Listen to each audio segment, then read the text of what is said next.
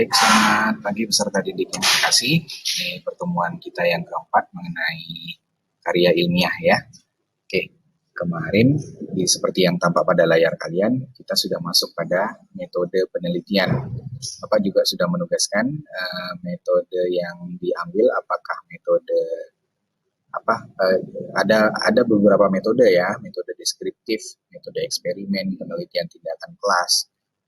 Sebenarnya masih banyak lagi, tapi yang pada tingkatan kalian ini yang perlu dipahami itu ada yang disebutkan di sini.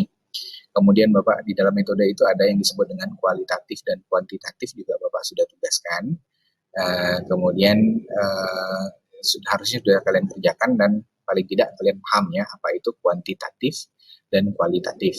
Intinya kuantitatif itu nantinya akan bersifat angka ya, diperhitungkan. Jadi karya ilmiahnya itu semuanya dihitung. Makanya dalam kurung di situ, nah di sini ya, Bapak bikin pointer dulu. Di sini disebut dengan statistika. Sedangkan kualitatif itu memaparkan, dia lebih kepada memaparkan kalimat-kalimat yang ada di dalamnya. Ya, ini yang disebut dengan metode. Kemudian kemarin juga Bapak sudah menugaskan mengenai judul ya, judul dari penelitian itu bagian mana yang merupakan tujuan penelitian, bagian mana yang disebut dengan objek atau subjek penelitian, dan seterusnya. Itu juga harusnya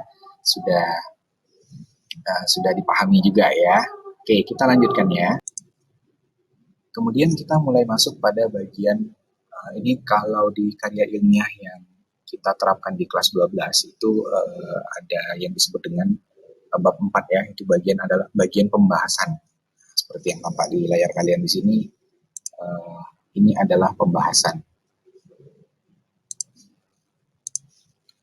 Nah, pembahasan ini adalah paparan tentang isi pokok karya ilmiahnya. Jadi semua yang kalian teliti itu ada di sini ya, terkait dengan rumusan masalah, tujuan penulisan yang dikemukakan pada bab sebelumnya. Jadi ini berhubungan langsung dengan rumusan masalah. Kalau rumusan masalahnya ada 3, maka subbab pembahasannya itu juga ada 3. Misalnya, bagaimanakah cara mengatasi sampah kertas yang ada di sekitar SMA Santo Petrus Pontianak?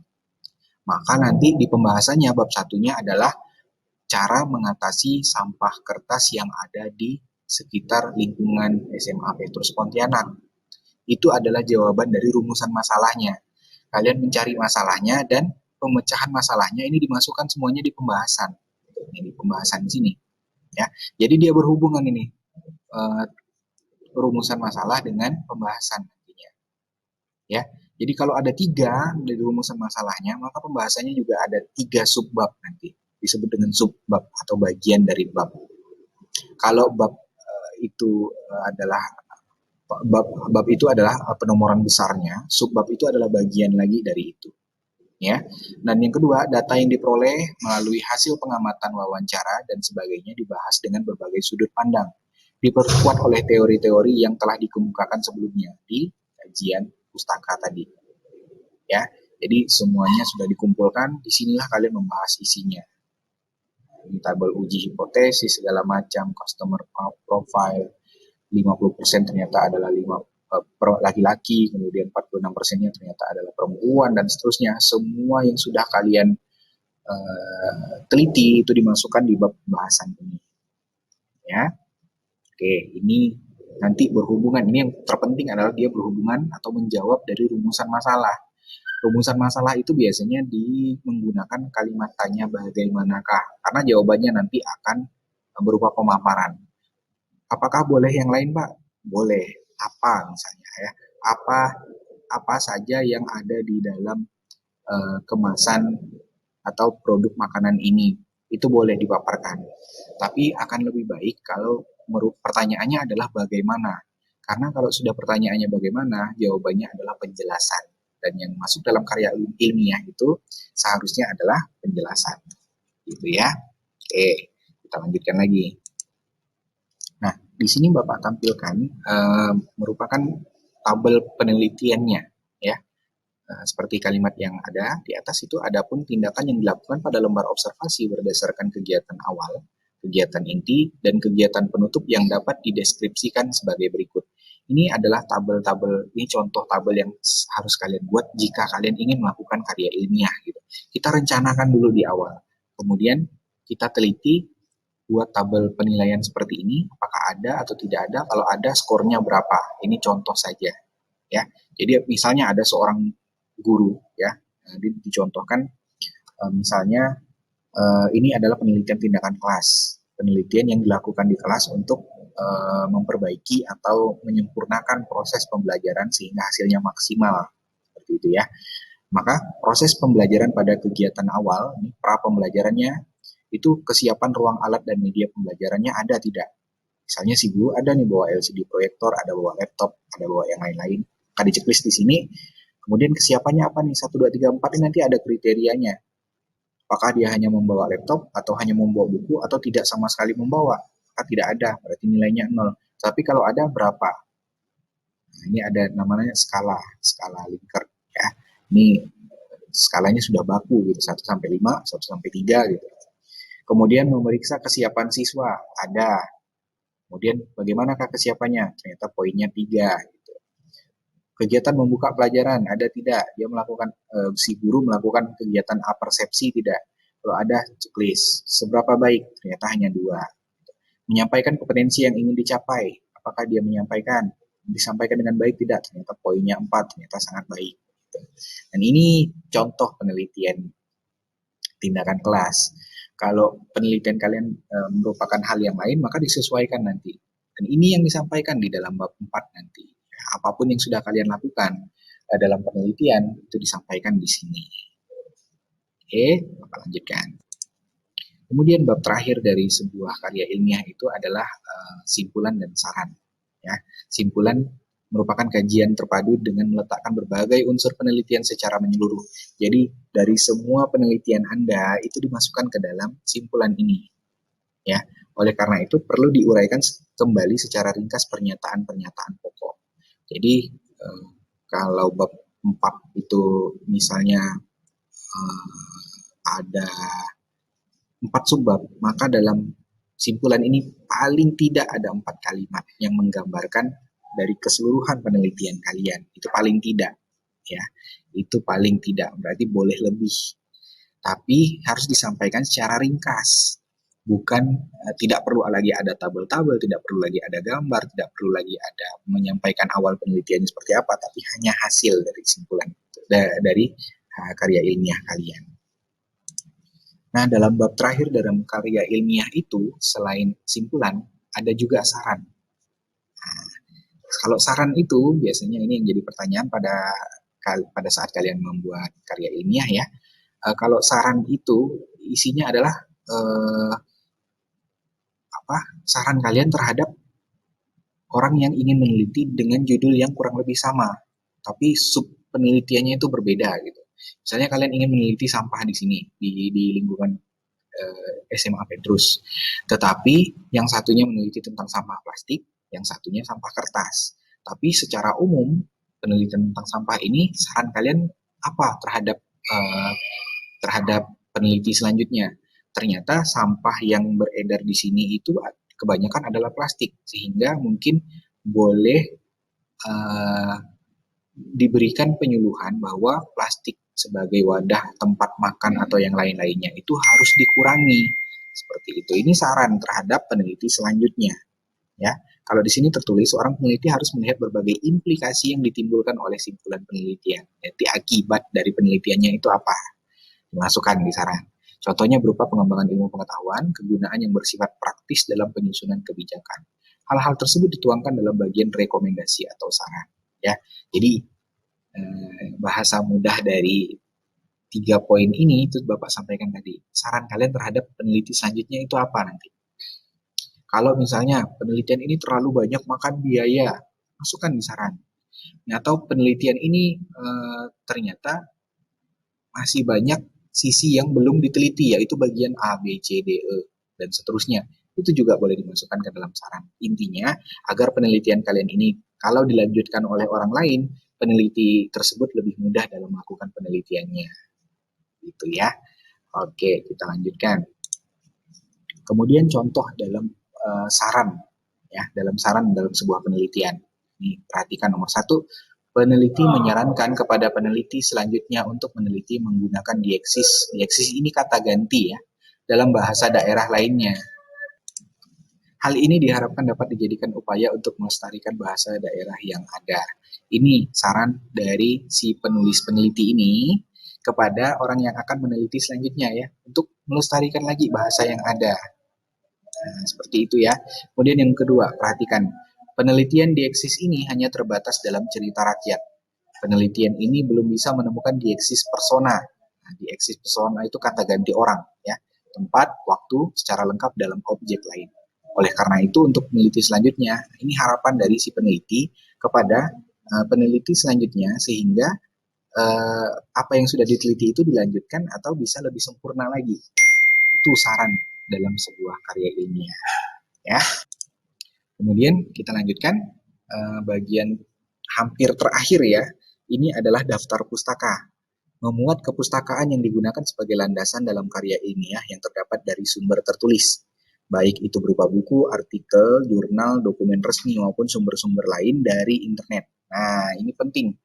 Kalian mengambil kutipan dari manapun, biasakan untuk menuliskan atau mencatat dari mana kalian mengutip. Ya, misalnya kalian ambil dari sebuah buku, tulis judulnya, siapa penulisnya, tahun terbitnya, kemudian tempat terbitnya di mana dan siapa yang menerbitkan. Hal tersebut harus ada dalam daftar pustaka. Kalau karya ilmiahnya menggunakan catatan kaki atau footnote, ini juga sangat penting karena harus dituliskan di tiap akhir lembar dari di akhir halaman ya, dari akhir halaman itu ya. Kemudian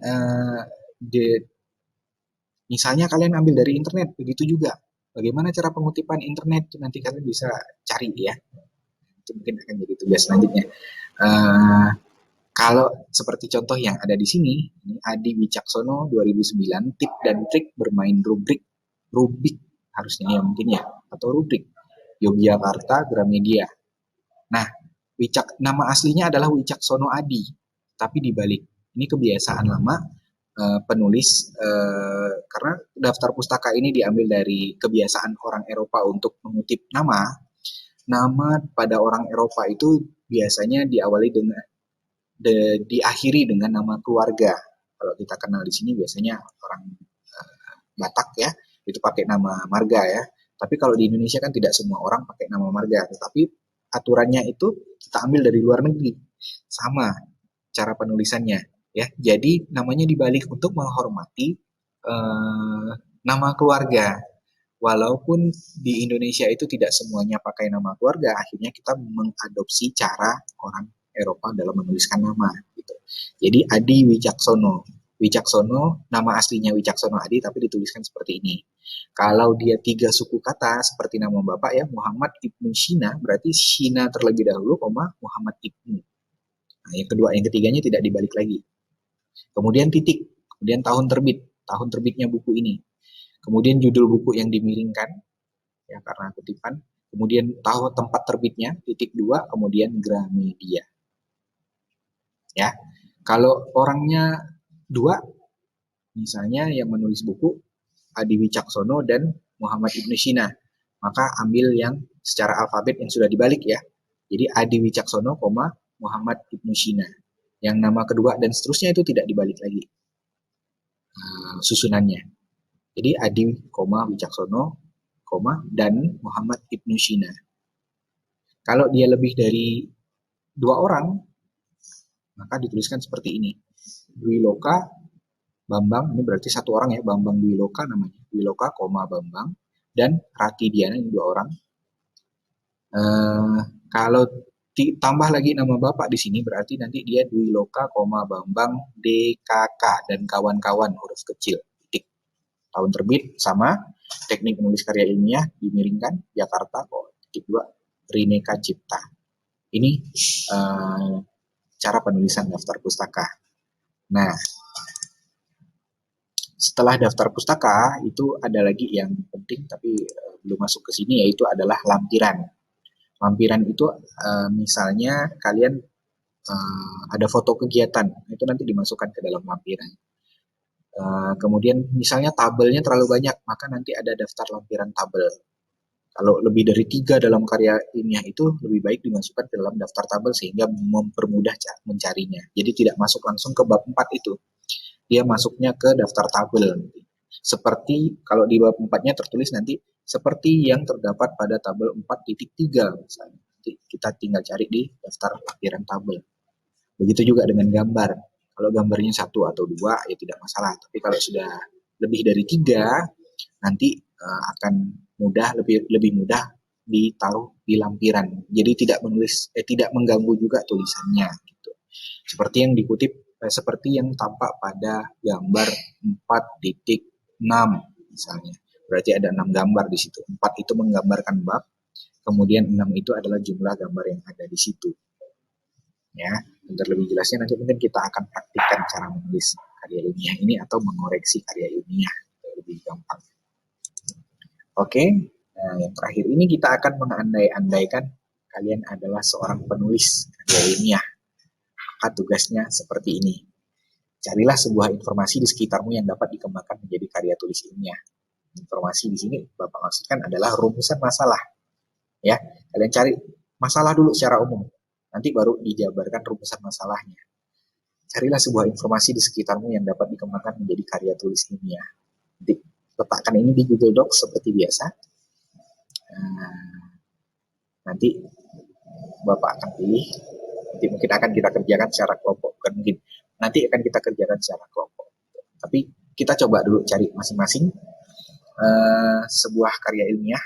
Kalian cari dulu masalah apa yang ada nih di sekitar kita. Atau kalau kalian ingin luas di dunia, ya, tapi diperhitungkan nanti datanya kalian dapat dari mana, bisa nggak kalian cari datanya. Jangan pengaruh pandemi COVID terhadap ekonomi dunia. Nah, ekonomi dunia kamu cari dari mana datanya, variabelnya apa yang mau diteliti. Itu terlalu luas, dipersempit. Ya. Misalnya pengaruh pada warung di sekitar rumah saya, itu boleh. Pengaruh pandemi COVID gitu. Nanti kalian wawancarai orang yang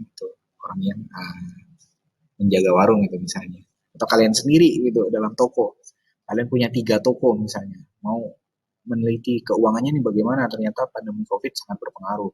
Kurang kas segala macam. Itu nanti bisa jadi gitu. Kemudian susunlah sebuah judul berdasarkan informasi yang ditemukan. Berdasarkan judul tersebut coba tentukan masalah yang diteliti, ruang lingkup, tujuan, subjek, metode. Susunlah kerangka latar belakang dalam bentuk piramida terbalik sesuai dengan judul karya ilmiah yang sudah Anda tentukan. Ya, nanti latar belakang itu isinya dari hal yang bersifat umum. Kalau Bapak bilang tadi, misalnya masalah plastik sampah yang banyak ada di sekitar sekolah kita, maka yang paling umum itu yang dibicarakan adalah masalah sampah. Kita bicarakan dulu sampah. Nanti jenis-jenis sampah. Dari jenis-jenis sampah itu baru dipersempit lagi sehingga sampailah kesimpulan yang sesuai dengan judul kalian. Itu isi dari latar belakang. Kemudian kembangkanlah kerangka tersebut menjadi sebuah paragraf. Kalau sudah menjadi sebuah paragraf dari ini, maka kalian sudah menulis karya ilmiah populer. Ya, oke, kita coba dulu pekerjaan ini ditulis dalam satu pertemuan ini. Jadi selesai, gitu ya. Ini memang agak panjang, banyak yang perlu dipahami. Ini masih sederhana. Nanti pertemuan selanjutnya mungkin kita bisa mulai menulis karya ilmiah ini. Oke, demikian dari Bapak. Ini tugas pertama. Berarti ini pertemuan keempat. Berarti ini tugas keempat. Jadi mencari dulu. Ya, mencari dulu apa yang bisa diangkat menjadi sebuah karya ilmiah. Karya ilmiah itu diangkat berdasarkan kegusaran kalian, kesulitan kalian, atau kepedulian kalian terhadap hal yang misalnya ini yang susah nih. Kenapa begini? Kemudian menjadikan karya ilmiah. Oke, kita coba dulu ya. Kita cari dulu. Yang pertama adalah masalah. Dari masalah, buat rumusan masalah, judul, sampailah dia menjadi sebuah paragraf. Kita coba nanti pekerjaan kalian sampai mana, apapun yang sudah jadi, tulis di Google Docs, kemudian dikumpulkan apapun yang sudah dikerjakan. Ya, jadi selesai tidak selesai hari untuk pertemuan ini nanti Bapak cek sampai di mana progresnya. Setelah itu akan Bapak cek, Bapak bahas di pertemuan selanjutnya. Oke, terima kasih atas perhatiannya. Selamat pagi semuanya.